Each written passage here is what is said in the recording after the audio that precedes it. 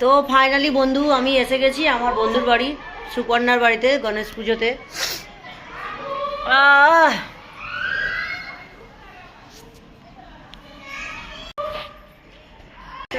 নমো নমঃ শ্রী সিদ্ধি বিনায়ক নমো নমঃ। তুমি এখানে আরতি পারো? এখানে আরতি পারো ওই হাততালি মেরে মেরে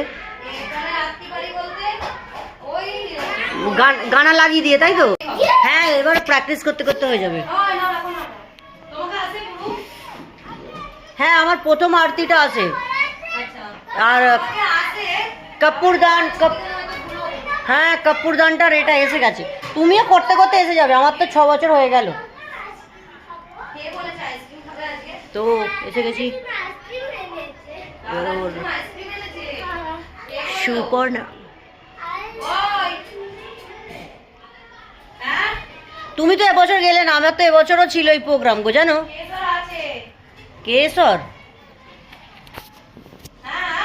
ও মোদক বানাচ্ছে, কত সুন্দর। আমার মানে নসিবে জুটলোই না আমার শাশুড়িকে আমার নিজের। না গো, আসেনি, আমাদের কপালে ছিল না। আমাদের কপাল, আমার আর আমার বরের কপাল খুব খারাপ, সেই জন্য ও তো কালকে রাত্রে পর্যন্ত কাঁদছে। আমার তোমার অসুবিধা নেই তো এটা বসে খেলে? না, আমার অসুবিধা নেই, তোমার অসুবিধা আছে। আমি তো বিছানাতেই বসে খাই, আমার কিন্তু রাইস আছে না, আমি রাইস খাবো না। এই তো এত কিছু দিচ্ছ, আবার রাইস?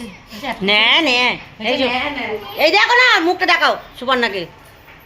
আমার বাবা আবার চিনবে না, ওই জন্য। এই তোমার বাবা কই? আমার বাবা ভিডিও কলে নেই, ছাড়বো দেখবে। আমি ওটাই বলছি, তোমার বাবা কই? আমি ওই ইউটিউবে ব্লগ ছাড়বো, দেখবে বসে বসে।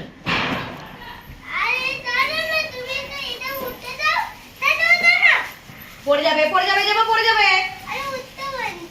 কি দিচ্ছ এগুলো বাচ্চাদের মতো?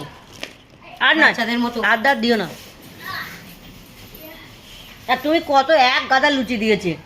1 2 4 কতগুলো হয়েছে আমিও দেখছি। বাবা, এতগুলো লুচি খাবো? দাও খেয়ে নি, আজকে দিনটা যা হবে হবে। দিয়েছে, ঠিক আছে খেয়ে দিয়ে নি, তারপর আবার কথা হবে। হ্যাঁ, টাটা।